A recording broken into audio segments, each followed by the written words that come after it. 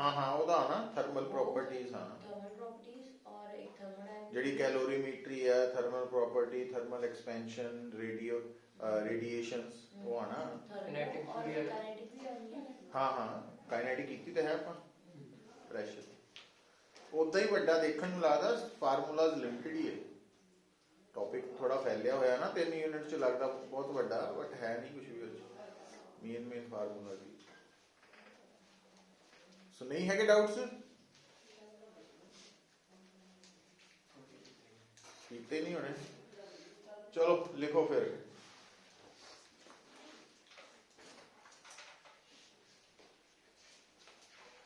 So last time ਆਪਾਂ topic ਸ਼ੁਰੂ ਕੀਤਾ ਸੀ ऑसिलेशंस। तो एक्चुअली देखो जो ਇਹਦੇ ਵਿੱਚ पॉइंट्स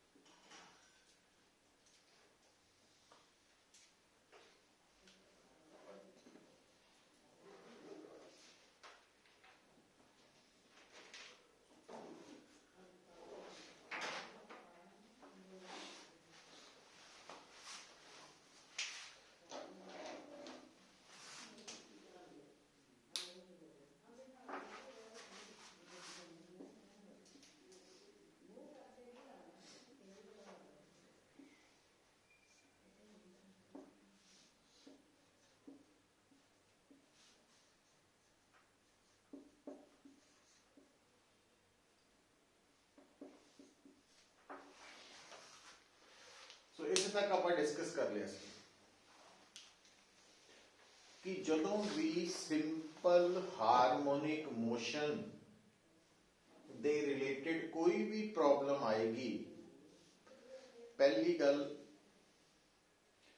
कि वो जिहड़ी बॉडी है पार्टिकल है जो सिंपल हारमोनिक मोशन एग्जीक्यूट करेगा एट एनी पोजीशन उसते लगन वाली रीस्टोरिंग फोर्स की डायरेक्शन हमेशा टुवर्ड्स द मीन पोजीशन होएगी और मैग्नीट्यूड के एक्स दे इक्वल होएगा। के जो है spring constant force constant stiffness constant है। दूसरी गल कि आज जो आप लिखी है ना पुत्र इनू असीं कह दिंदे हां डिफरेंशियल इक्वेशन ऑफ SHM ਇਹਦੇ ਤੋਂ ਹੀ ਡਿਰਾਈਵ ਕੀਤੀ ਸੀ ਉਸ ਦਿਨ। ਇਹਦੇ ਵਿੱਚ ਅਸੀਂ K ਨੂੰ ओमेगा ਦੇ ਨਾਲ ਰਿਲੇਟ ਕੀਤਾ ਇਸ ਫਾਰਮੂਲਾ ਦੇ ਥਰੂ ਔਰ ਇਹ ਬੜਾ ਇੰਪੋਰਟੈਂਟ ਫਾਰਮੂਲਾ मतलब अगर ਤੁਹਾਨੂੰ ਸਿੰਪਲ ਹਾਰਮੋਨਿਕ ਮੋਸ਼ਨ ਦੇ ਦੌਰਾਨ ऑसिलेट हो रहे पार्टिकल का मास पता वा ओमेगा और के मतलब तिना विचों दो चीज़ां अगर पता तीसरी इस फार्मूले तो निकल आई और ये गल तो असीं ऑलरेडी पढ़ चुके हैं कि ओमेगा दा संबंध फ्रीक्वेंसी या टाइम पीरियड नाल इदां हुण अगली गल जिहड़ी दस्सण लगा देखो आ जिहड़ा x है no doubt simple harmonic motion के दौरान x का मतलब असी डिस्प्लेसमेंट ले रहे हैं पर ये बड़ी मतलब जनरल इक्वेशन है कि x की जगह जिहड़ा मर्जी सिंबल आ जाए और वो सिंबल बेसिकली किसी ना किसी फिजिकल क्वांटिटी नू रिप्रेजेंट करेगा किसी ना किसी तो अगर वो सिंबल इत्थे मान लो x की जगह v है या x की जगह a है या x की जगह q है या x की जगह i है कोई भी सिंबल होए अगर वो सिंबल इस इक्वेशन नू सैटिस्फाई करे सैटिस्फाई मतलब हुंदा कि आ इक्वेशन नू देखो ਜਿਸ ਤਰ੍ਹਾਂ ਆਪਾਂ English, Hindi, Punjabi, Chinese, Russian, Japanese, ਇਹ ਭਾਸ਼ਾਵਾਂ ਹੈ ਨਾ। ਮੈਥਮੈਟਿਕਸ ਵੀ ਇੱਕ ਲੈਂਗੁਏਜ ਹੈ, ਬੇਸਿਕਲੀ ਭਾਸ਼ਾ ਆ, ਉਹਦਾ ਲਿਖਿਆ ਦਾ ਮੀਨਿੰਗ ਹੈ ਇੱਕ। तो जिस तरह आप इतने समझते हैं कि अगर आ कांस्टेंट है, इट मींस ये कहता कि f ਦੀ ਵੈਲਿਊ x ਦੇ ਵਧਣ ਨਾਲ ਵਧੇਗੀ। ਉਹ ਇਨਫੋਰਮੇਸ਼ਨ ਲੈਂਗੁਏਜ ਹੈ ਸਾਡੇ ਕੋਲ, ਕਮਿਊਨੀਕੇਟ ਕਰ ਰਹੀ ਸਾਡੇ ਨਾਲ। ਇਹ ਇਕੁਏਸ਼ਨ ਤੁਹਾਨੂੰ ਕੀ ਦੱਸ ਰਹੀ ਹੈ? ਇਹ ਕਹਿੰਦੀ ਹੈ ਕਿ ਅਗਰ ਜਿੱਦਾਂ ਆ ਵਾਲੀ ਇਹਦੇ ਨਾਲ ਹੀ ਮੈਂ ਸਮਝਾਇਆ, ਇਹ ਕਹਿ ਰਹੀ ਹੈ ਕਿ ਅਗਰ ਤੁਹਾਡੇ ਕੋਲ ਇੱਕ x ਦੀ ਵੈਲਿਊ ਦਿੱਤੀ ਹੋਈ ਹੈ, ਠੀਕ ਹੈ, तो अगर लेफ्ट हैंड साइड लिखे का मतलब है भी तुसी उस x ਦੀ इक्वेशन ਨੂੰ टाइम ਦੇ ਨਾਲ 2 ਵਾਰ डिफरेंशिएट करो, और राइट हैंड साइड कहती है कि तुसी x ਨੂੰ -ω² ਨਾਲ मल्टीप्लाई करो। तो दोनों साइड्स अगर बराबर आ जांदियां तो ਇਹਦਾ मतलब है कि x simple harmonic motion execute करेगा। और ਉਹਦਾ मतलब ਕੀ ਹੁੰਦਾ? ਉਹਦਾ मतलब है कि x ਦੀ ਵੈਲਿਊ ਜੇ ਇਸ ਇਕੁਏਸ਼ਨ ਨੂੰ ਸੈਟੀਸਫਾਈ ਕਰ ਰਹੀ ਹੈ ਤਾਂ x ਦੀ ਵੈਲਿਊ ਕਦੀ 0 ਹੋਏਗੀ, ਫਿਰ ਵੱਧ ਕੇ ਮੈਕਸਿਮਮ ਹੋਏਗੀ, ਫਿਰ ਘਟ ਕੇ ਦੁਬਾਰਾ 0 ਹੋਏਗੀ, ਫਿਰ ਆਪੋਜ਼ਿਟ ਡਾਇਰੈਕਸ਼ਨ ਚ ਵੱਧ ਕੇ ਮੈਕਸਿਮਮ ਹੋਏਗੀ, ਫਿਰ ਘਟ ਕੇ 0 ਹੋਏਗੀ, ਫਿਰ ਰਿਪੀਟ ਕਰੇਗੀ ਆਪਣੇ ਆਪ। ਤੇ ਜੇ ਇੱਥੇ x ਦੀ ਜਗ੍ਹਾ y ਹੈ ਤਾਂ y ਦੀ ਵੈਲਿਊ ਅਗਰ ਇਸ ਇਕੁਏਸ਼ਨ ਨੂੰ ਫੁੱਲਫਿਲ ਕਰ ਰਹੀ, ਸੈਟੀਸਫਾਈ ਕਰ ਰਹੀ, ਤਾਂ y ਦੀ ਵੈਲਿਊ ऑसिलेट ਕਰੇਗੀ। मतलब ऑसिलेट ਕਰਨ ਦਾ मतलब ਦੋ ਤਰ੍ਹਾਂ ਨਾਲ ਲਿਆ ਜਾਂਦਾ ਪੁੱਤਰ। ਇੱਕ ਤਾਂ ਅਸੀਂ ਹਿਲਦੀ ਚੀਜ਼ ਬਾਰੇ ਸੋਚਦੇ ਹਾਂ, ਵਾਈਬ੍ਰੇਟ ਕਰਨ। ਇੱਕ ऑसिलेट ਦਾ मतलब ਹੈ ਥਿਓਰੈਟਿਕਲੀ, ਜਿੱਦਾਂ +2 ਚ ਅਸੀਂ ਕਹਿੰਦੇ ਆ ਕਿ ਇਲੈਕਟ੍ਰਿਕ ਤੇ ਮੈਗਨੈਟਿਕ ਫੀਲਡ ਜਿਹੜੇ ਮਿਲ ਕੇ EM ਵੇਵ ਬਣਾਉਂਦੇ ਆ, ਉਹ ऑसिलेटिंग ਹੁੰਦੇ ਆ।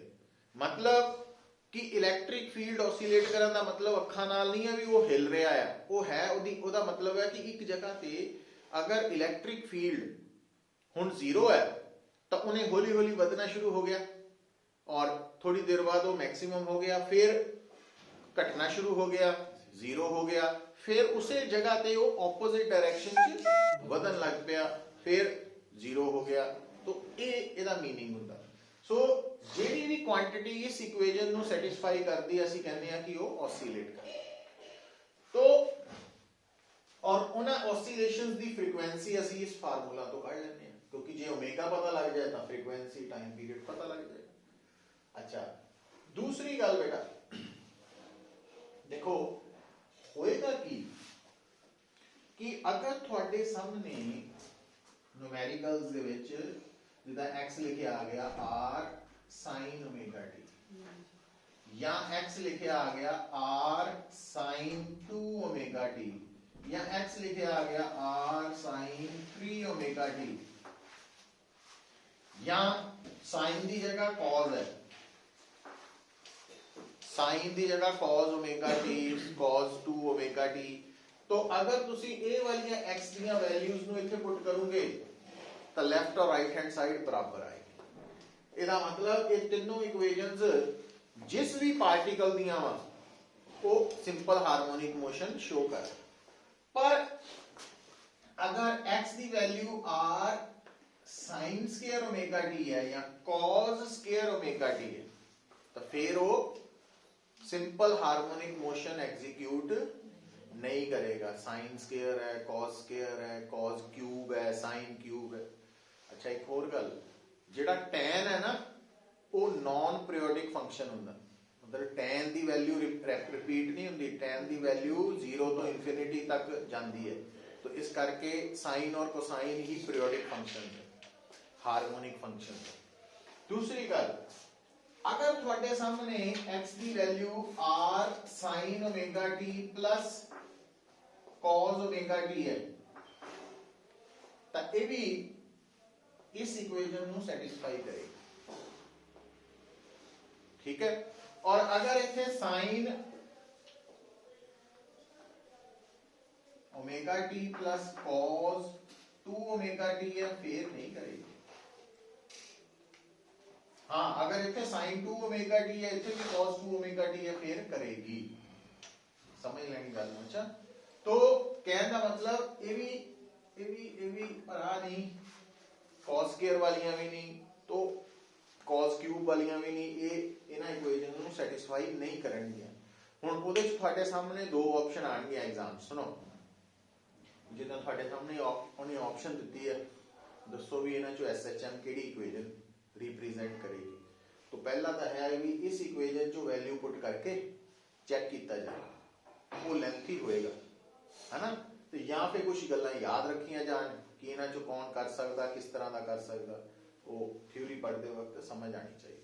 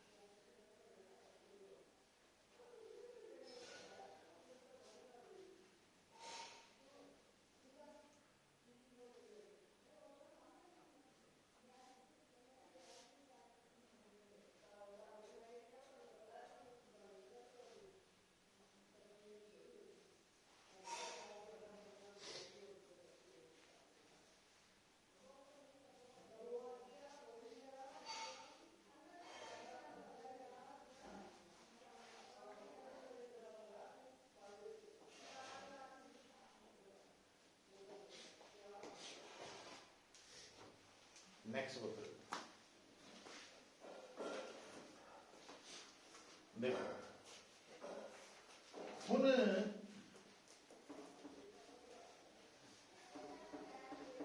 क्योंकि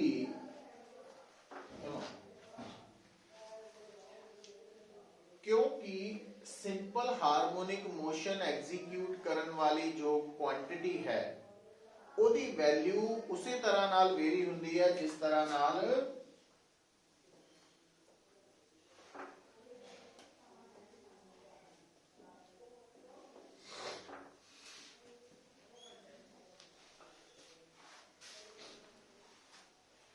साइन करव दी, साइन करव है ना बेचन।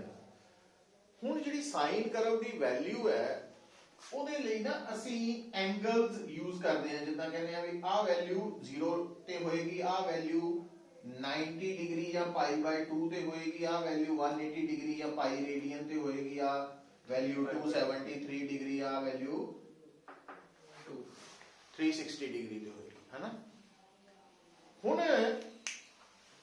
ਦੇਖੋ ਵੇਲਾ, ਹੁਣ ਇਹ ਜਿਹੜੀ ਵੈਲਿਊ ਹੈ, ਕਿਉਂਕਿ ਆਹ ਜਿਹੜਾ ਕਰਵ ਹੈ ਇਹ ਬਿਲਕੁਲ ਇਸ x ਦੀ ਵੈਲਿਊ ਨੂੰ ਰਿਪਰੈਜ਼ੈਂਟ ਕਰ ਰਿਹਾ, ਕਿਉਂਕਿ x ਦੀ ਵੈਲਿਊ ਨੇ ਵੀ ਇਹਦੇ ਵਾਂਗ ਪਹਿਲਾਂ ਵਧਣਾ, ਫਿਰ ਘਟਣਾ, ਫਿਰ ਨੈਗੇਟਿਵ ਹੋਣਾ।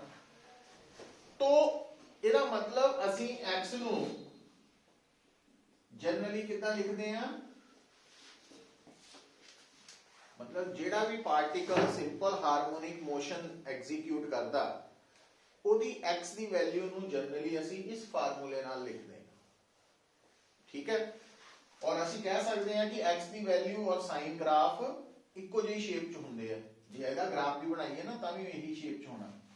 तो ਆ ਜਿਹੜੀ ਵੈਲਿਊ ਹੈ ਇਹ ਫੇਜ਼ ਹੈ, ਇਹਨੂੰ ਅਸੀਂ ਫੇਜ਼ ਕਹਿੰਦੇ ਆ, ਹੈਗਾ ਇਹ ਐਂਗਲ ਹੀ ਹੈ बट ਇਹ टाइम डिपेंडेंट एंगल है। और इस क्योंकि जिथे t आ गया ना टाइम, तो टाइम की क्वांटिटी क्वालिटी की दसी हुई है तुहानू भी वो लगातार चेंज होता और उहदे ते डिपेंड होने वाली क्वांटिटी ने भी चेंज होना। ਇਹਦਾ मतलब आ एंगल टाइम दे नाल लगातार चेंज हो रहा है ना। ते चेंज होने वाले एंगल नू असी फेज कह दिंदे आ, जिस तरह असी वर्ड यूज करते हैं चेंजिंग टर्म च कि मून दे अलग अलग फेजेस आंदे आ, हर रोज साइज वधदा घटदा रहंदा है ना, तो उसे करके इहनू फेज टर्म दित्ती है। और मजेदार गल ये है पुत्र कि इस फार्मूला च फेज दे विच जिहड़ी पहली टर्म है, अगर मान लो टाइम 0 भी है उस वक्त भी आ फेज एग्जिस्ट कर रहा है, उस वक्त स्टार्टिंग वाला फेज, और इहनू असी इनिशियल फेज या इपोक कह देंगे। और ਇਹਦੀ वैल्यू डिपेंड करती है कि ਜਦੋਂ स्टार्ट सी, ਜਦੋਂ 0 टाइम सी उस वक्त x ਦੀ वैल्यू कितनी है। ਹੁਣ सोच के देखो दिमाग 'ਚ, जे मान लो स्टार्ट टाइम का मतलब t0 ਦੇ दिमाग च ले आओ। तो जो आ 0 है तो ਤੁਹਾਡਾ x ਦਾ ਫਾਰਮੂਲਾ 0 टाइम ਲਈ ਕੀ ਬਣ ਗਿਆ r sin phi r sin phi ਬਣ ਗਿਆ। ਤੇ ਜੇ ਮੰਨ ਲਓ x ਵੀ 0 ਹੈ ਸ਼ੁਰੂ ਚ ਤਾਂ ਇਹਦਾ ਮਤਲਬ sin phi ਵੀ 0 ਬਣ ਗਿਆ, phi ਵੀ 0 ਹੀ ਬਣ ਗਿਆ। ਸੋ ਇਹਦਾ ਮਤਲਬ ਆ ਜਿਹੜਾ phi ਹੈ ਨਾ ਇਨੀਸ਼ੀਅਲ ਫੇਜ਼, ਇਹਦੀ ਵੈਲਿਊ ਡਿਪੈਂਡ ਕਰੇਗੀ ਕਿ ਸਟਾਰਟਿੰਗ ਚ ਜਿਹੜਾ ਸਿੰਪਲ ਹਾਰਮੋਨਿਕ ਮੋਸ਼ਨ ਅਸੀਂ ਸਟੱਡੀ ਕਰ ਰਹੇ ਹਾਂ ਤਾਂ ਸ਼ੁਰੂ ਦੇ ਵਿੱਚ ਪਾਰਟੀਕਲ ਮੀਨ ਤੇ ਸੀ ਕਿ ਕਿੱਥੇ ਸੀ। तो अगर 0 टाइम ਤੇ ਪਾਰਟੀਕਲ ਮੀਨ ਤੇ ਸੀ ਤਾਂ ਅਸੀਂ phi ਨੂੰ 0 ਲੈਣਾ ਪ੍ਰੈਫਰ ਕਰਾਂਗੇ। ਕਿੱਥੋਂ ਆਇਆ ਸਾਰਾ ਕੁਝ। ਔਰ ਅਗਰ 0 ਟਾਈਮ ਤੇ ਪਾਰਟੀਕਲ ਐਕਸਟ੍ਰੀਮ ਤੇ ਸੀ ਤਾਂ ਅਸੀਂ phi ਨੂੰ 90 ਡਿਗਰੀ ਲਵਾਂਗੇ। ਸੋ ਇਹਦਾ ਮਤਲਬ ਆ ਜਿਹੜਾ phi ਹੈ ਇਹਦੀ ਵੈਲਿਊ ਕੌਣ ਡਿਸਾਈਡ ਕਰ ਰਿਹਾ ਬਈ ਪਾਰਟੀਕਲ ਸ਼ੁਰੂ ਚ ਕਿੱਥੇ ਸੀ। ਹੁਣ ਮੀਨ ਐਕਸਟ੍ਰੀਮ ਤਾਂ ਦੱਸਦੀਆਂ। ਹੁਣ ਮੰਨ ਲਓ ਤੁਹਾਨੂੰ ਕਹਿੰਦਾ ਵਾ ਕਿ ਜਿਹੜਾ ਤੁਹਾਡਾ ਸਿੰਪਲ ਹਾਰਮੋਨਿਕ ਮੋਸ਼ਨ ਹੈ ਉਹ ਸਟਾਰਟਿੰਗ ਤੇ ਮਤਲਬ 0 ਟਾਈਮ ਤੇ ਕਿੱਥੇ ਸੀਗਾ, ਨਾ ਮੀਨ ਤੇ ਸੀ ਨਾ ਐਕਸਟ੍ਰੀਮ ਤੇ ਸੀ, ਉਹ ਮੀਨ ਔਰ ਐਕਸਟ੍ਰੀਮ ਦੇ ਮਿਡ ਪੁਆਇੰਟ ਤੇ ਸੀ। ਮਿਡ ਤੋਂ ਸ਼ੁਰੂ ਹੋਇਆ ਕੰਮ। ਤਾਂ ਦੱਸੋ ਇਨੀਸ਼ੀਅਲ ਫੇਜ਼ ਕਿੰਨਾ ਹੋਏਗਾ। ਤਾਂ ਤੁਸੀਂ ਕੀ ਕਰਨਾ ਵਾ, ਤੁਹਾਡੇ ਸਾਹਮਣੇ ਆ ਜਨਰਲ ਇਕੁਏਸ਼ਨ ਹੈ, ਇਹਦੇ ਵਿੱਚ 0 ਟਾਈਮ ਤੇ x ਦੀ ਵੈਲਿਊ r/2 ਦੇਤੀ ਉਹਨੇ। ਤਾਂ ਜਦੋਂ r/2 ਹੈ r ਨਾਲ r ਕੱਟ ਗਿਆ 1/2, ਇੱਧਰ ਕੀ ਬਚਿਆ sin phi 1/2 ਕਿਹੜੇ ਐਂਗਲ ਲਈ ਹੁੰਦਾ 30 ਡਿਗਰੀ π/6 ਲਈ। ਤੇ ਇਹਦਾ ਮਤਲਬ ਉਸ ਵਕਤ π/6 ਹੈ। ਔਰ ਇਹਦਾ ਮਤਲਬ ਉਸ ਮੋਸ਼ਨ ਨੂੰ ਸਟੱਡੀ ਕਰਨ ਲਈ ਅਸੀਂ x ਦੀ ਵੈਲਿਊ ਕੀ ਲੈਣੀ ਹੈ, ਤਾਂ ਉਸ ਮੋਸ਼ਨ ਨੂੰ ਸਟੱਡੀ ਕਰਨ ਲਈ ਅਸੀਂ x ਦੀ value r sin omega t plus π/6 ਲੈਣੀ। ਤੇ ਜੇ ਸਾਡਾ ਮੋਸ਼ਨ ਮੀਨ ਤੋਂ ਸ਼ੁਰੂ ਹੋਇਆ ਤਾਂ ਫਿਰ ਅਸੀਂ x ਦੀ value r sin omega t ਲੈਣੀ ਹੈ। ਜੇ ਸਾਡਾ ਮੋਸ਼ਨ ਐਕਸਟ੍ਰੀਮ ਤੋਂ ਸ਼ੁਰੂ ਹੋਇਆ ਫਿਰ x ਦੀ value r sin omega t plus 90। तो theta plus 90 sine theta plus 90 ਨੂੰ ਅਸੀਂ cos थीटा ਲਿਖ ਸਕਦੇ। ਤਾਂ ਫਿਰ ਅਸੀਂ ਕੀ ਲੈ ਲੈਣੀ ਹੈ, ਤਾਂ ਫਿਰ ਇੱਥੇ ਅਸੀਂ x ਨੂੰ ਯੂਜ਼ ਕਰਨਾ r sin omega t ਔਰ ਇੱਥੇ x ਯੂਜ਼ ਕਰਨਾ r cos omega t। तो ਹੁਣ ਇੱਕ ਹੋਰ ਅਗਲੀ ਗੱਲ ਸੁਣੋ। ਆਹ ਫਾਰਮੂਲਾ ਦੀ ਲੋਡ ਸਾਨੂੰ ਬਹੁਤ ਰੇਅਰ ਪੈਣੀ ਹੈ।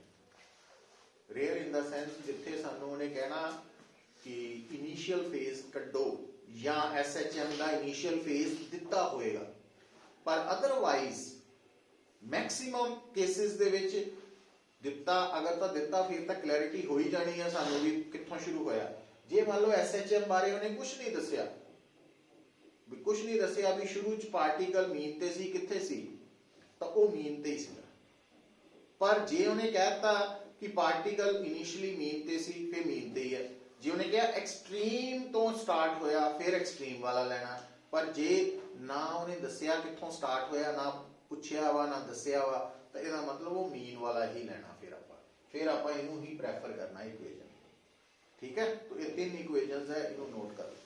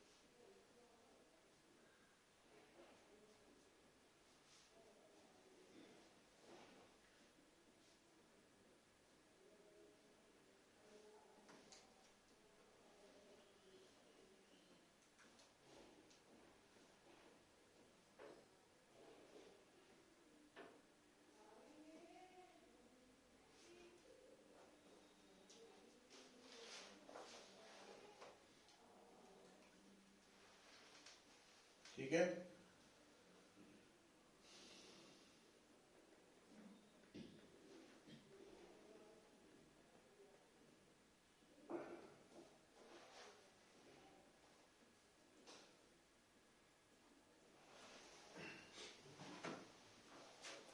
फिर देखो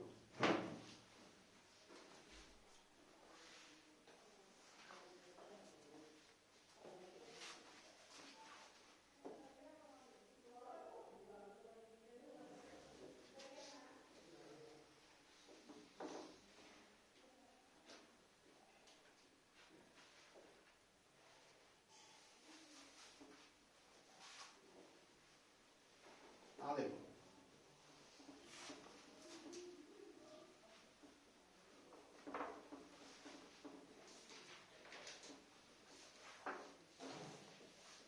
हुण एक होर गल नूं याद रखना तुसीं, क्योंकि तुहानूं मैं दस्सिया फेज जिहड़ा कि जनरली असीं किद्दां लिखदे हां, हुण देखो जिस तरह टाइम बीतेगा तो आ वैल्यू ने इंक्रीज करना, और जदों ये वैल्यू ने इंक्रीज करना है ना, तो ये वैल्यू इंक्रीज करके इदा हो जानी है कि आ वैल्यू, क्योंकि साइन की वध तो वध वैल्यू +1 होनी, तो जदों इस फेज की वैल्यू टाइम के नाल वध के इदा हो गई कि साइन फेज +1 हो गया, तो इसका मतलब x की वैल्यू भी की हो गई मैक्सिमम, मतलब पार्टिकल किथे आ गया, इथे आ गया, है ना। और जदों पार्टिकल इथे है तो आ वैल्यू ने साइन नू की करता, पर साइन तो +1 कदों हुंदा 90 डिग्री, इसका मतलब जदों पार्टिकल इथे आ गया तो फेज कितना हो गया, सॉरी फेज कितना हो गया 90 डिग्री।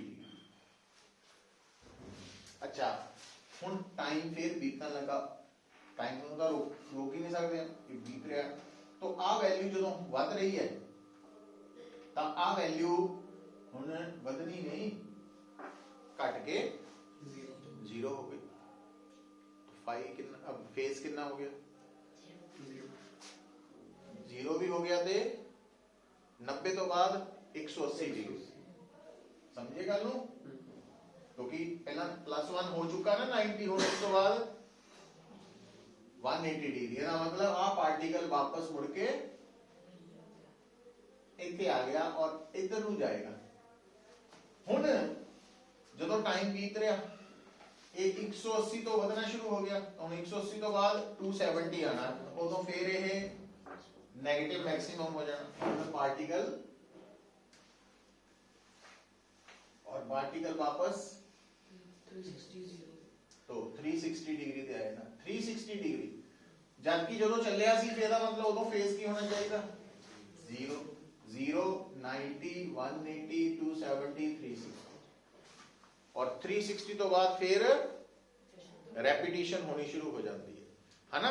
इसका मतलब गल नूं, क्योंकि थोड़ा जिहा मैथमेटिक्स भी है पुत्र, क्योंकि साइन कोसाइन इन्वॉल्व है, तो साइन थीटा की वैल्यू साइन थीटा +2 पाई की वैल्यू सेम होती है, 360 डिग्री बाद वैल्यू सेम हो जानी है, cos की भी इदां ही होती है ना। सो इसका मतलब कि जेड़ा थोड़ा हुण गल नूं सुनियो पुत्र, देखो क्योंकि ये थोड़ा ना मैथमेटिक्स है, इस करके प्रॉब्लम आती खास करके मेडिकल वाले में, तो गल नूं समझो, जदों पार्टिकल ने इथों शुरू होया 0 90 फेज 180 फेज 270 फेज 360 फेज, एक वाइब्रेशन कंप्लीट हो गई, तो दूजी स्टार्ट हो गई, जदों पहली स्टार्ट हुई सी फेज कितना सी 0, जदों दूजी स्टार्ट हुई 360, इसका मतलब एक वाइब्रेशन दा मतलब कितना फेज 360 डिग्री 2 पाई रेडियन। इसका मतलब जे थानू कोई कहे कि पार्टिकल ऑसीलेट कर रहा, ਇਹਦਾ ਫੇਸ ਜਿਹੜਾ ਵਾ ਉਹ ਚੇਂਜ ਹੋ ਗਿਆ ਵਾ ਬਾਈ 4 ਪਾਈ ਰੇਡੀਅਨ। ਇਹਦਾ ਮਤਲਬ ਦੋ ऑसीलेशन ਹੋ ਗਈਆਂ। ਜੇ 6 ਪਾਈ ਕਹਦੇ ਤਾਂ 3 ਹੋ ਗਈਆਂ, ਕਿਉਂਕਿ 2 ਪਾਈ ਰੇਡੀਅਨ ਤੇ ਇੱਕ ऑसीलेशन ਕੰਪਲੀਟ ਹੋ ਜਾਣੀ ਔਰ ਉਹਦਾ ਫੇਜ਼ 0 ਤੋਂ ਵੱਧ ਕੇ 360 ਤੇ ਜੇ ਦੋ ਹੋ ਗਈਆਂ ਤਾਂ 0 ਤੋਂ ਵੱਧ ਕੇ 720 ਜਾਂ 4 ਪਾਈ ਰੇਡੀਅਨ ਹੈ। तो इस तरीके नाल एंगल ਨੂੰ ਸਮਝਣਾ ਵਾ ਤੁਸੀਂ। ਹੁਣ ਆ ਤਾਂ ਕਲੀਅਰ ਹੋ ਗਈ ਗੱਲ, ਨੋਟ ਕਰਨਾ ਕਰ ਲਓ ਜੋ ਸਮਝ ਲੱਗਦੀ ਮਾੜੀ ਮੋਟੀ।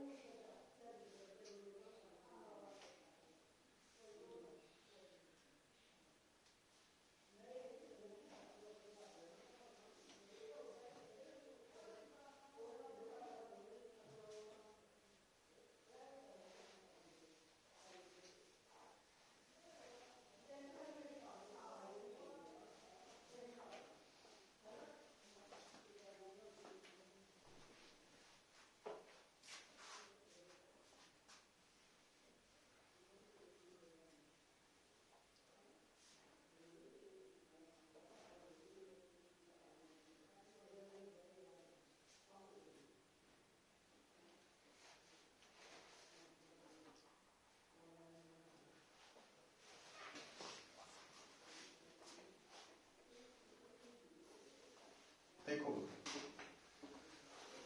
ਹੁਣ ਇੱਕ ਹੋਰ ਗੱਲ, ਹੁਣ ਇਹ ਤੋਂ ਤੁਸੀਂ ਸਮਝ ਜਾਣਾ ਚਾਹੀਦਾ ਤੁਹਾਨੂੰ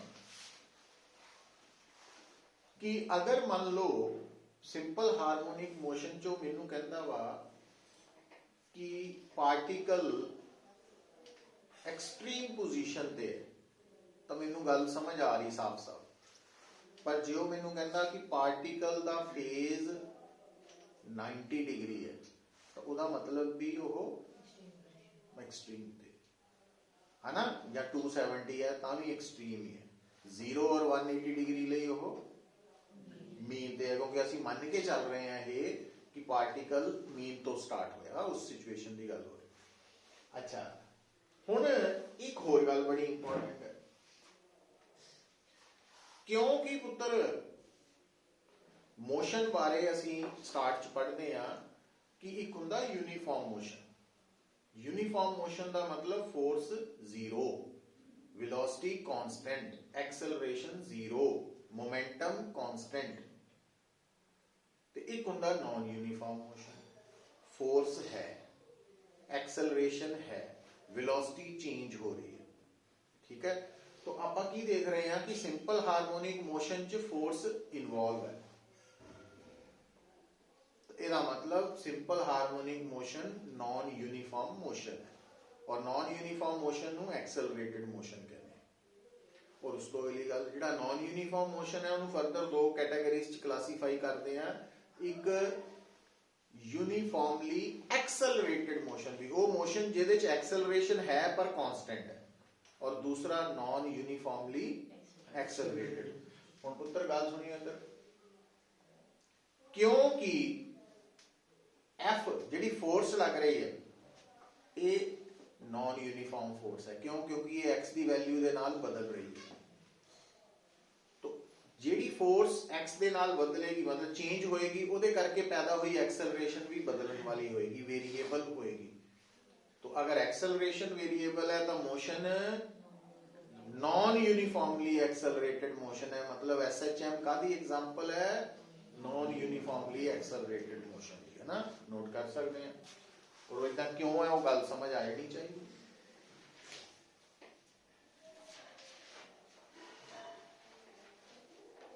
नॉन यूनिफॉर्मली एक्सेलरेटेड मोशन ऐसे है।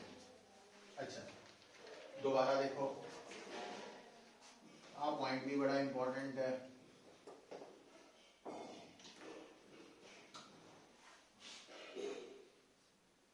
तो आ एम्पलीट्यूड है कुछ, मैं की करता इस पोर्शन नु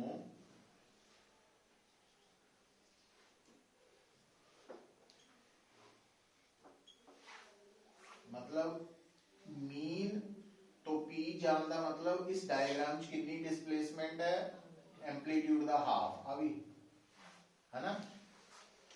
हुण देखो मीन तो एक्सट्रीम जाना होए या एक्सट्रीम तो मीन कितना टाइम लगेगा,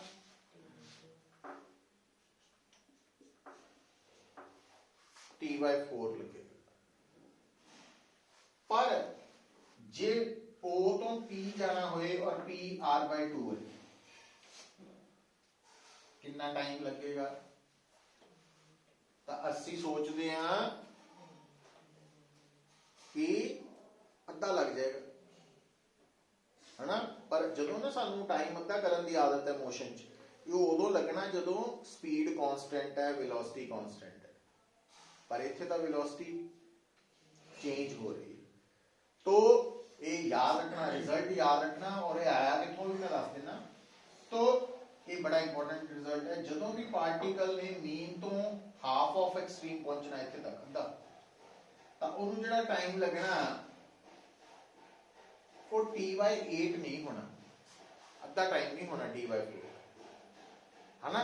कितना होना वा, तो उहदे लई एक तां मतलब रिजल्ट याद रखना, दूसरा आया कित्थों है कितना सोचा जा सकता जे मान लो उत्थे भुल जाए तो वो है, क्योंकि जदों मैं कहना मीन तो हाफ एक्सट्रीम तक या हाफ एक्सट्रीम तो मीन तक ये बराबर टाइम है, O तो P तक P तो O तक का टाइम बराबर है। हुण जदों मैं इधरों सोचना मीन तो P तक, मतलब मैं स्टार्ट कर रहा मीन तो स्टार्ट करने लिए मेरे को x का फार्मूला की सीगा R, तो आप पुट करता लिख लिया। हुण O तो P जान का मतलब है x कितना बदल गया R/2, तो साइन एंगल कितना हो गया 1/2 कितना होगा sine 30 degree, sine π/6 omega T आ गया π/, तो इथों t निकल आया। हुण इथों असी टाइम पीरियड की टर्म च जे लिखना होए तां ओमेगा नू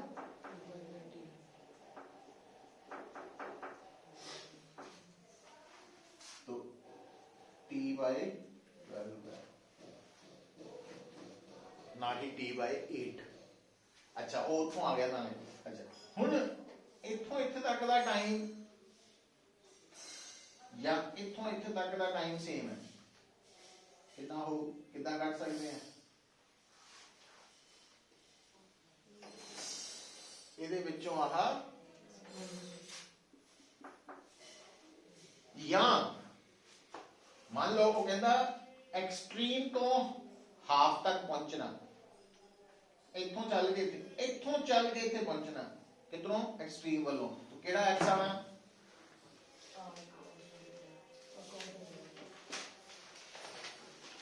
और एक्स कितना वा हुण, क्योंकि आ R/2 है, एक्स हमेशा ओरिजिन वालों देखना, तो आ भी की है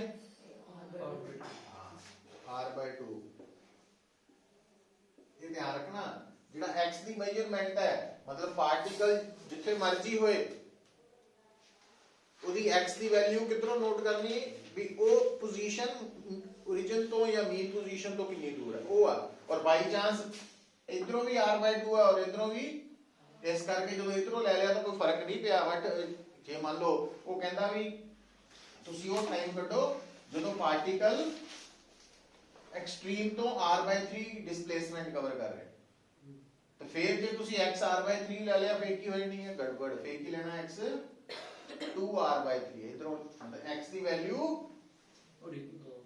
मीन पोजीशन तो ले जाती है, समझ गए ना गल नूं। आ फार्मूलास जेडे डिराइव कीते आपां, तो हुण इहदे विच cos 1/2 मतलब cos 60 डिग्री π/3 मींस ओमेगा t दी वैल्यू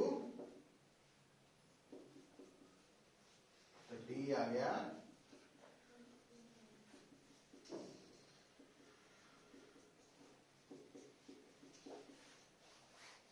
T/6 आया है ना। तो इक्वेशंस ਨੂੰ यूज करना भी ਆਪਾਂ ਸਿੱਖ ਲਿਆ ਔਰ ਇਹ ਰਿਜ਼ਲਟਸ ਵੀ ਯਾਦ ਰੱਖਣੇ ਆ ਉੱਤਰ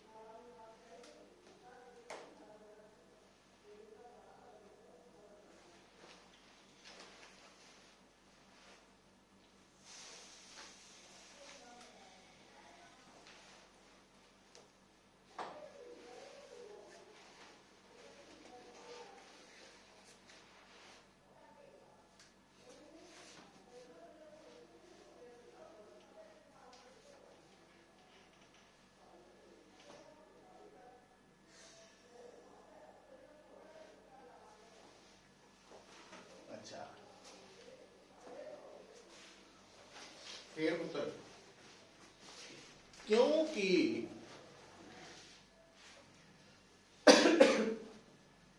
ਸਾਨੂੰ ਇਹ ਯਾਦ ਰੱਖਣਾ ਪੈਣਾ ਕਿ ਸਿੰਪਲ ਹਾਰਮੋਨਿਕ ਮੋਸ਼ਨ ਦੇ ਦੌਰਾਨ ਬਾਡੀ ਦੀ ਪੋਜੀਸ਼ਨ ਜਾਂ ਡਿਸਪਲੇਸਮੈਂਟ ਨੂੰ ਐਕਸਪ੍ਰੈਸ ਕਰਨ ਦੇ ਲਈ ਕਿਹੜਾ ਸਿੰਬਲ ਕਿਹੜੀ ਇਕੁਏਸ਼ਨ ਯੂਜ਼ ਕਰਨੀਆਂ ਵਾ ਜਾਂ x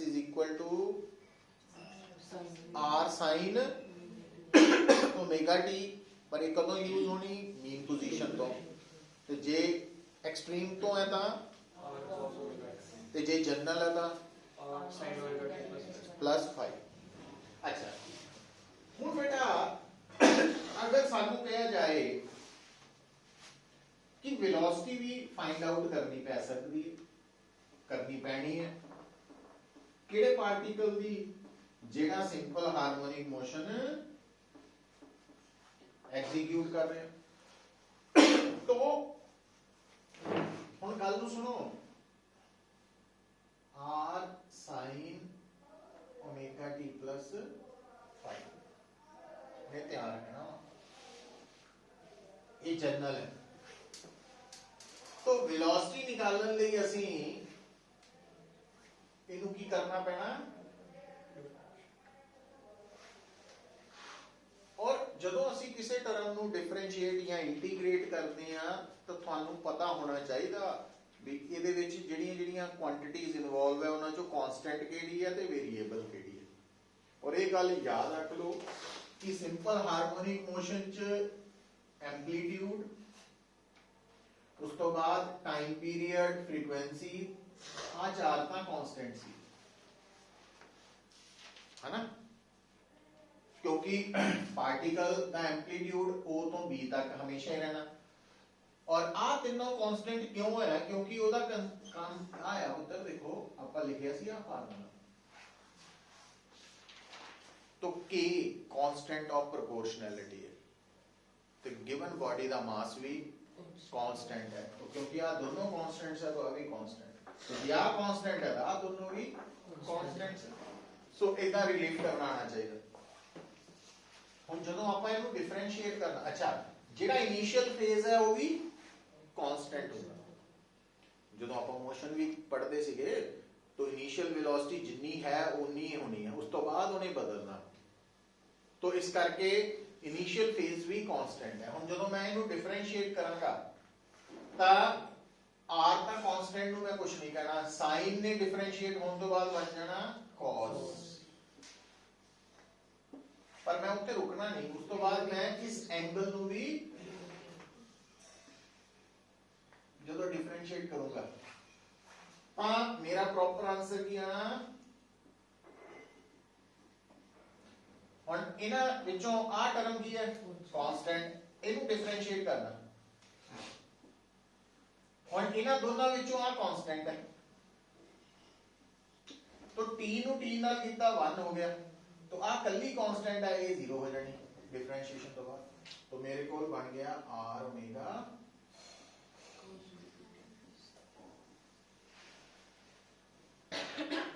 अच्छा ਹੁਣ ਤੁਸੀਂ ਦੇਖੋ ਜਦੋਂ ਪੁੱਤਰ ਮੀਨ ਪੋਜੀਸ਼ਨ ਤੋਂ ਜੇ ਸਟਾਰਟ ਹੋਇਆ ਹੁੰਦਾ ਤਾਂ ਫਾਈ ਕੀ ਹੋਣਾ ਸੀ 0, ਤਾਂ ਫਿਰ v ਵੀ ਕੀ ਹੋਣੀ ਸੀ ਇੱਥੇ, मतलब r ओमेगा है ना। अच्छा ਹੁਣ ਆ ਕੌਣ ਹੈ, ਫੇਜ਼ ਹੈ, ਔਰ ਇਹ ਜਿਹੜਾ ਫੇਜ਼ ਹੈ ਟਾਈਮ ਦੇ ਨਾਲ ਲਗਾਤਾਰ, तो मान लो एक चेंज ਹੁੰਦਾ ਹੁੰਦਾ ਕਿੰਨਾ ਹੋ ਗਿਆ ਕਿ ਇਹਦੇ ਕਰਕੇ cos ਦੀ ਵੈਲਿਊ ਕੀ ਹੋ ਗਈ ਮੈਕਸਿਮਮ। ਤਾਂ ਜਦੋਂ ਆ ਮੈਕਸਿਮਮ ਹੋ ਗਈ ਤਾਂ ਆ ਵੀ ਮੈਕਸਿਮਮ ਹੋ ਗਈ, ਆ ਮੈਕਸਿਮਮ ਕਿਹਦੇ ਬਰਾਬਰ ਆਣਾ ਫਿਰ r। तो ਇਹਦਾ ਮਤਲਬ ਸਿੰਪਲ ਹਾਰਮੋਨਿਕ ਮੋਸ਼ਨ ਚ ਮੈਕਸਿਮਮ ਵੈਲੋਸਿਟੀ ਕੱਢਣ ਦਾ ਫਾਰਮੂਲਾ ਕੀ ਹੈ, मतलब किसी भी सिंपल हार्मोनिक मोशन च मैक्सिमम वेलोसिटी कितनी हो सकती है r ओमेगा, और जितना डिस्प्लेसमेंट की मैक्सिमम वैल्यू हो सकती है r, ते उन्होंने कहते हैं एम्पलीट्यूड, ते वेलोसिटी की मैक्सिमम वैल्यू ਨੂੰ कह ਦਿੰਦੇ हैं वेलोसिटी एम्पलीट्यूड।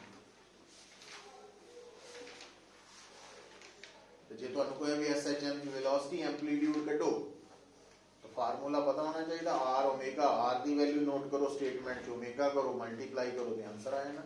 पर उत्थे लभनी नहीं ना ये वैल्यू, क्योंकि पूरा सिलेबस होना वा, तो इस करके वो याद नहीं आना, तो फार्मूला कहना पता नहीं औखा क्वेश्चन आ गया, ये याद आ गया कहना ये तो सौखा कोई।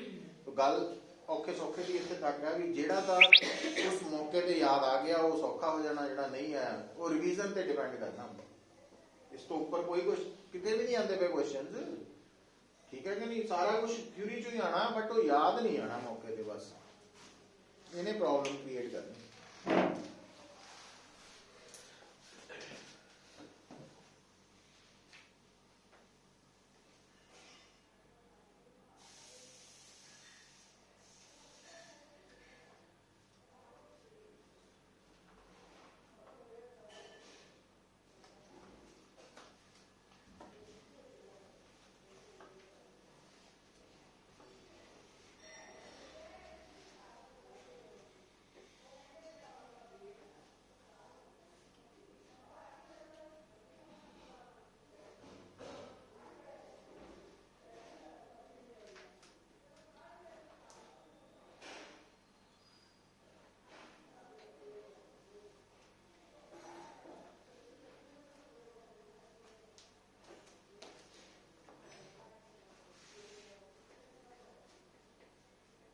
कल ऑफ है तेरी, उत्थे ऑफ होना ना।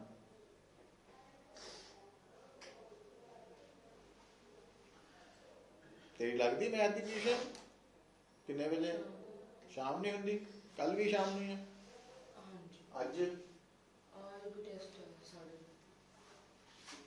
हो गया पुत्र नोट। अच्छा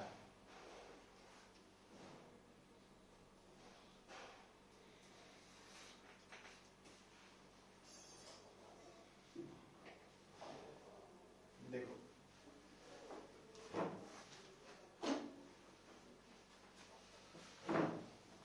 तुसी सिंपल हार्मोनिक मोशन च एट एनी टाइम डिस्प्लेसमेंट निकालने लिए आ फार्मूला यूज करना, वेलोसिटी निकालने लिए आ फार्मूला।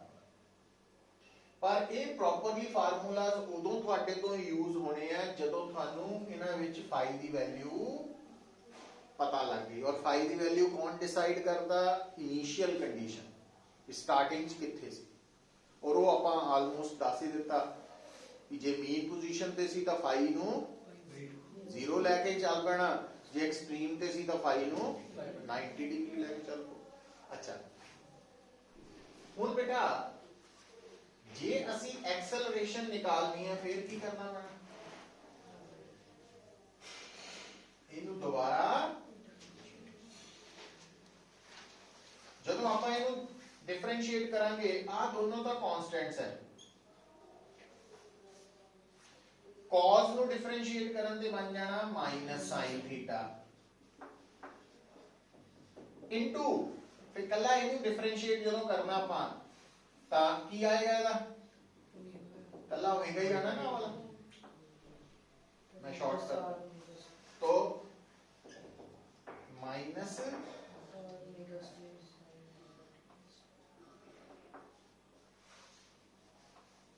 लो और minus sine direction of acceleration दे लिए आएगा।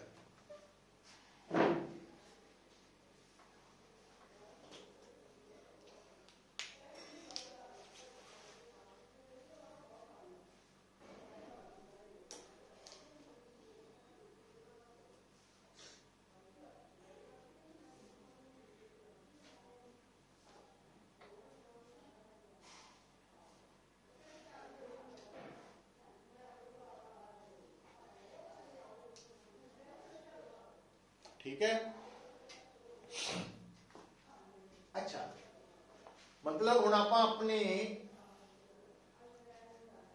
आप नूं एक होर गल दस्सण लगे हो कि पुत्र कि जिस तरह वेलोसिटी दी मैक्सिमम वैल्यू आ सी तां फिर आ की हो एक्सेलरेशन दी मैक्सिमम वैल्यू ਜਿਹਨੂੰ ਕੀ ਕਵਾਂਗੇ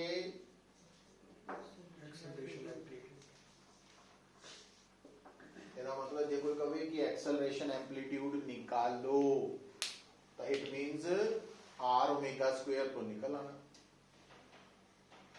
ਹੁਣ ਮੰਨ ਲਓ ਉਹ ਤੁਹਾਨੂੰ ਕਹਿੰਦਾ ਵਾ ਕਿ ਵੈਲੋਸਿਟੀ ਐਂਪਲੀਟਿਊਡ ਇੰਨਾ ਵਾ, ਜੋ ਨੇ ਕਿਹਾ velocity amplitude is this one, ਇਹਦਾ ਮਤਲਬ ਤੁਹਾਨੂੰ r ओमेगा ਦੀ ਵੈਲਿਊ ਦਿੱਤੀ ਹੈ। ਉਹ ਕਹਿੰਦਾ ਵਾ acceleration amplitude is this one, ਇਹਦਾ ਮਤਲਬ r ओमेगा square ਦੀ ਵੈਲਿਊ ਵੀ ਦਿੱਤੀ ਹੈ। ਤਾਂ ਦੋ ਇਕੁਏਸ਼ਨ ਬਣ ਗਈਆਂ, ਰੇਸ਼ੋ ਲੈ ਕੇ ਉੱਥੋਂ ओमेगा ਨਿਕਲ ਆਣਾ ਹੈ ਨਾ। ਤੇ ਜੇ ओमेगा ਨਿਕਲ ਆਇਆ ਤਾਂ r ਵੀ ਨਿਕਲ ਆਣਾ। ਤਾਂ ਕਹਿਣ ਦਾ ਮਤਲਬ ਇਕੁਏਸ਼ਨਸ ਨੂੰ ਮੈਨੂਪੂਲੇਟ ਕਰਕੇ ਅਸੀਂ ਆਪਣੇ ਆਨਸਰਸ ਨਿਕਾਲ ਸਕਦੇ ਹਾਂ, ਬਟ ਪਤਾ ਹੋਣਾ ਚਾਹੀਦਾ ਵੀ ਕਿਹੜੇ कंसेप्ट च केड़ियां इक्वेशंस लगनियां। तो ये SHM दे लिए है सारा कुछ। अच्छा, हुण देखो पुत्र, हुण अगर थानू कोई कहे कि वेलोसिटी फाइंड आउट करो कि उस पार्टिकल दी जेड़ा SHM एग्जीक्यूट कर रहे पर कदों कदों, तो हुण कदों दी जगह कित्थे आ गया भी जदों वो मीन पोजीशन ते है या जदों वो एक्सट्रीम ते है या जदों वो मिड पॉइंट ते है। मतलब हुण वो टाइम दी नहीं गल कर रहा, वो पोजीशन दी गल कर रहा। तो घबराना नहीं, आपां की कर सकते हैं, वेलोसिटी दा ये फार्मूला जो इन टर्म्स ऑफ टाइम है उन्होंने x दी टर्म च लिखा जा सकता किदां। तो जे तां आपां उन्होंने प्रॉपरली करना होए असीं की करांगे, इत्थे cos थीटा नूं √1 माइनस साइन स्क्वायर थीटा लिख लांगे और साइन थीटा दी वैल्यू कितनी लिख लांगे x बाय r। तो जो सॉल्व करांगे तो वेलोसिटी आ जाएगी, सीधा डायरेक्ट फार्मूला नोट कर लो, ये है velocity at any position, velocity at any position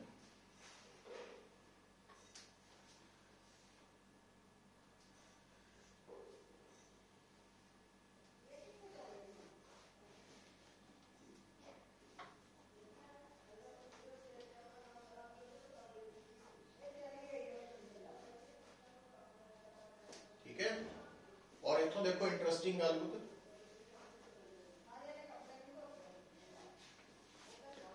ਉਹ ਕੀ ਹੈ ਇੰਟਰਸਟਿੰਗ ਗੱਲ ਕਿ ਮੀਨ ਪੋਜੀਸ਼ਨ ਲਈ ਮੀਨ ਪੋਜੀਸ਼ਨ ਤੇ वेलोसिटी ਕੱਢਣ ਲਈ ਮੈਂ x 0 ਪੁੱਟ ਕਰਾਂਗਾ ਜਿੱਦਾਂ ਹੀ x 0 ਪੁੱਟ ਕੀਤਾ v ਆ ਗਿਆ ਓਹੋ ਪਰ ਆ ਤਾਂ तो ਇਹਦਾ मतलब मीन पोजीशन ਤੇ वेलोसिटी मैक्सिमम ਹੁੰਦੀ ਹੈ और कितनी ਹੁੰਦੀ है ओमेगा अच्छा एक्सट्रीम पोजीशन ਤੇ प्लस माइनस r पुट करके देख लो तो जो r पुट करांगे प्लस माइनस ਤੇ ਇਹ r स्क्वायर 0 हो गया तो वेलोसिटी मिनिमम ਹੁੰਦੀ है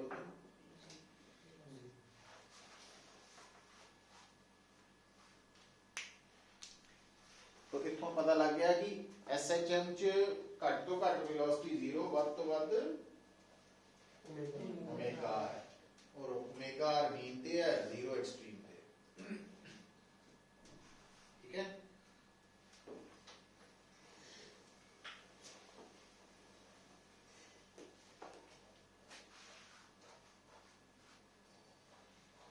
अच्छा जिस तरह पुत्र आप velocity in terms of position लिखी है उतना ही acceleration in terms of position भी लिख सकते हैं देखो की करना है इसका काम भी बड़ा सौखा r sin omega t plus phi r sin omega t plus phi x होगा सो r sin ओमेगा t की जगह तो a बन गया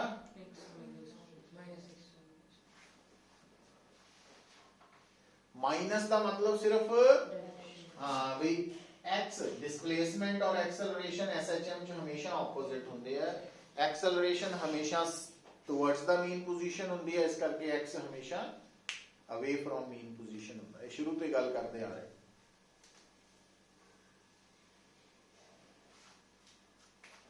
तो नेगेटिव साइन क्योंकि डायरेक्शन नाल है इस करके जदों आपां एक्सेलरेशन कढनी है एसएचएम च तो मैग्नीट्यूड ही प्रेफर करना इतना ही वेलोसिटी ਲਈ भी मैग्नीट्यूड ही स्पीड ही कढनी आपां अच्छा हुण पुत्र देख लो मीन पोजीशन ते क्योंकि x 0 है तो एक्सेलरेशन का मैग्नीट्यूड भी 0 मतलब मिनिमम है ते एक्सट्रीम ते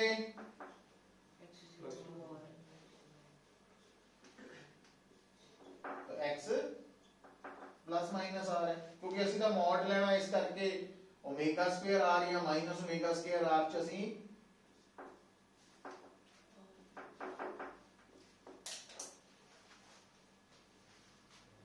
तो की नोट किया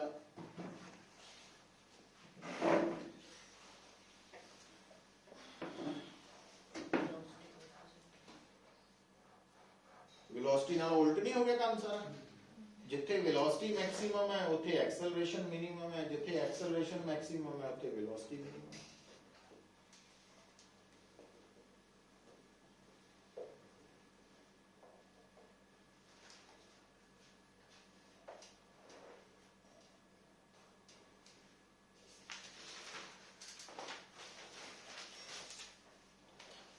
तो इस पूरी डिस्कशन तो बाद की पता लग चुका हो अपन कि एसएचएम च पोजीशन या डिस्प्लेसमेंट कितना निकालनी है वेलोसिटी किहड़े फार्मूला तो निकालनी है ते एक्सेलरेशन और इन टर्म्स ऑफ टाइम भी है तो इन टर्म्स ऑफ डिस्प्लेसमेंट भी है ठीक है हुण आपां गल करन लगे हां देखो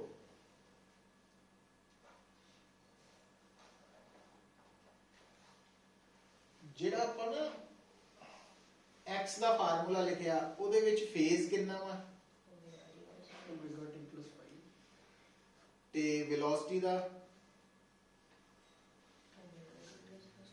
ओमेगा t plus phi ਪਰ ਹੁਣ ਥੋੜਾ ਜਿਹਾ ਇੱਥੇ ਗਿਆ ਐਕਚੁਅਲੀ ਜਦੋਂ ਅਸੀਂ ਫੇਜ਼ ਦੇਖਣਾ ਵਾ ਤਾਂ ਜਿਹੜਾ ਐਂਗਲ ਹੈ ओमेगा t plus phi ਉਹਦੇ ਨਾਲ ਨਾਲ ਉਹਦਾ ਜਿਹੜਾ अगे आर्गूमेंट लिखिया साइन है कॉज है उन्हें भी मैटर करना। तो इतना नहीं कह देना भी ये तो एक्स वी और ए तीनों का phase omega D plus same ही है बराबर है ना, क्योंकि पहले दे अगे है साइन, दूजे च है cos ते तीजे च है sin माइनस साइन। ठीक है, इस करके नोट करके लिख लो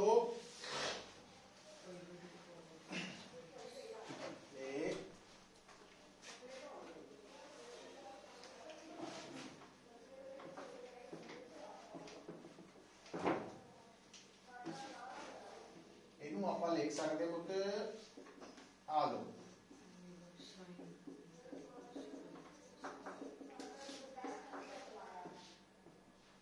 ठीक है। तो इनू एक्सपेंड करूंगे यही बन जू पूरा, और इनू लिख सकते हैं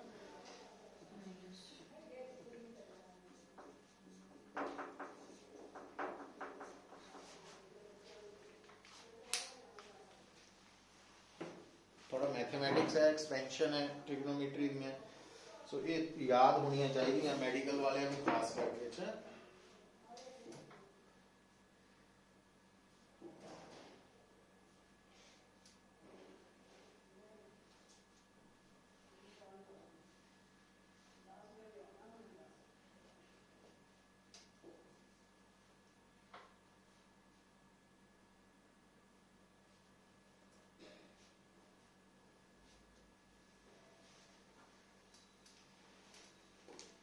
ਹੁਣ ਕੰਪੈਰੀਜ਼ਨ ਕਰ ਸਕਦੇ ਹਾਂ ਫੇਜ਼ ਦਾ। ਹੁਣ x ਔਰ v ਦੇ ਵਿੱਚ ਫੇਜ਼ ਡਿਫਰੈਂਸ ਹੈ π/2 ਦਾ,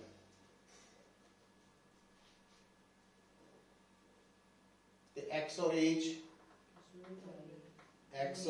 π और v और h ये नोट कर लेना कि इन SHM देख लो, इन SHM साइड पे नोट कर लो, इंपॉर्टेंट है कि phase difference between x and v कितना π/2 रेडियन, ते phase difference between x and a π radian, ते phase difference between b and a π/2।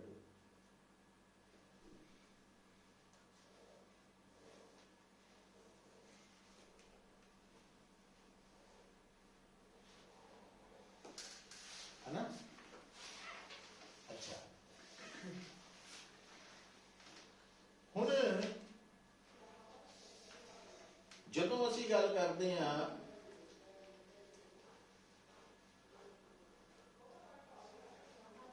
Graphs दी, ठीक है, तो जिहड़े ग्राफ्स है इहदा पॉजिटिव साइन ग्राफ है, इहदा कॉज ग्राफ है और इहदा नेगेटिव साइन ग्राफ है। मतलब जे आपां इहनूं कोशिश करिए इत्थे प्लॉट करन दी, ये मान के चलिए कि फाई 0 है, फाई 0 मान के चलिए तो ये ग्राफ कुछ इदां दे होणगे।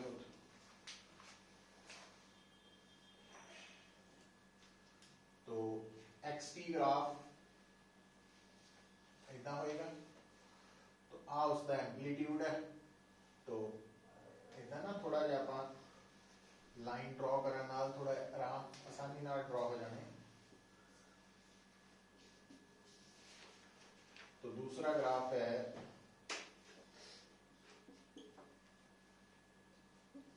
VT graph. और वीटी ग्राफ क्योंकि कॉज वाला ग्राफ है, ये मैक्सिमम तो स्टार्ट हो गया ना इधर, सो इधर एम्पलीट्यूड ओमेगा है। और जो तीसरा ग्राफ है एटी ग्राफ, ये नेगेटिव साइन दा है, मतलब ये इदा चलना, तो इहदा एम्पलीट्यूड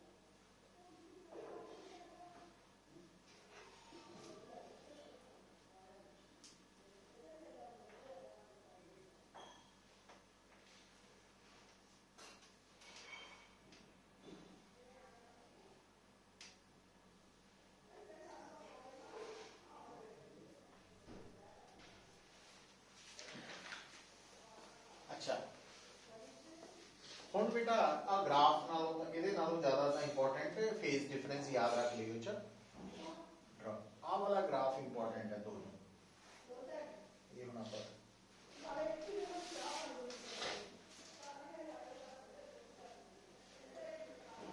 ਦੇਖੋ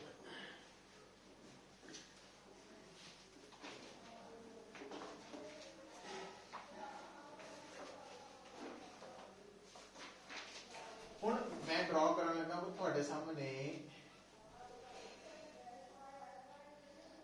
Vx ग्राफ ठीक है तो आ फार्मूला देखने ਨੂੰ ਜਿਹੜਾ ਨਜ਼ਰ ਆ ਰਿਹਾ ਇਹਨੂੰ ਹੁਣ ਥੋੜਾ ਚੇਂਜ ਕਰਨਾ ਪੈਣਾ क्या मैं ਇਹਨੂੰ ਇਦਾਂ ਲਿਖ ਸਕਦਾ ਸੌਰੀ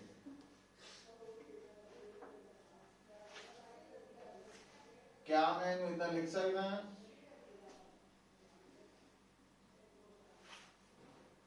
सो क्या मैं ਇਹਨੂੰ ਇਦਾਂ ਲਿਖ ਸਕਦਾ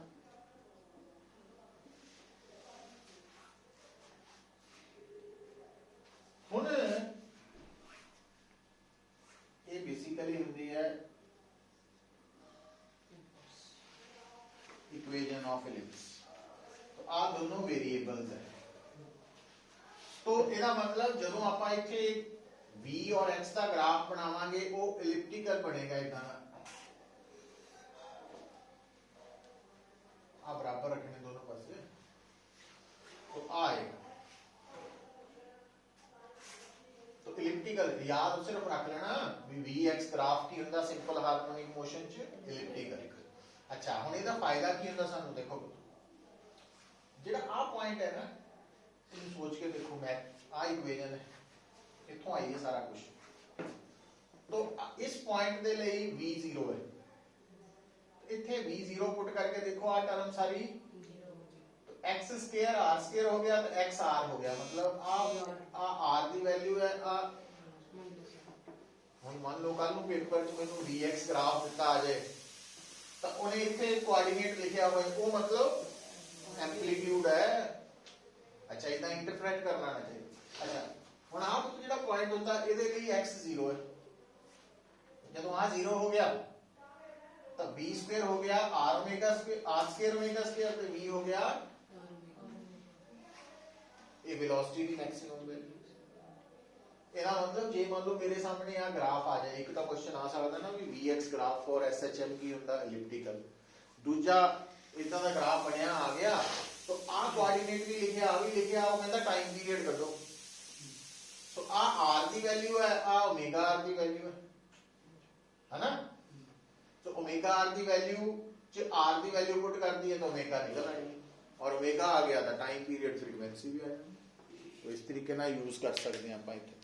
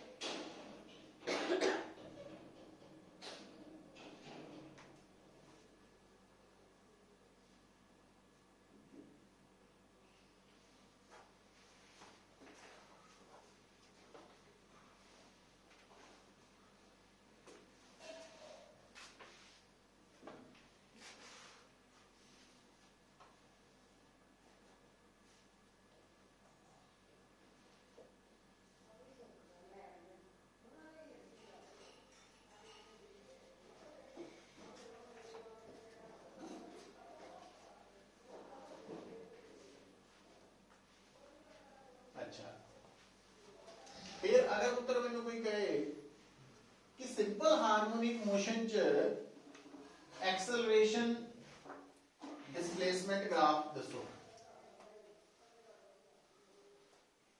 ax आ रिलेशन है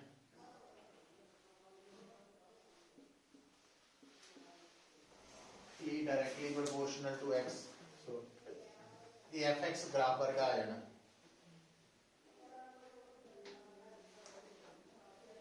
ठीक है हाँ fx ग्राफ की स्लोप सीगी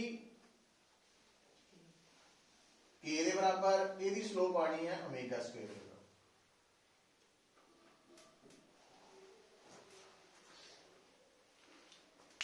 ਇਹਦੀ स्लोप होनी है ओमेगा स्क्वायर ਦੇ बराबर।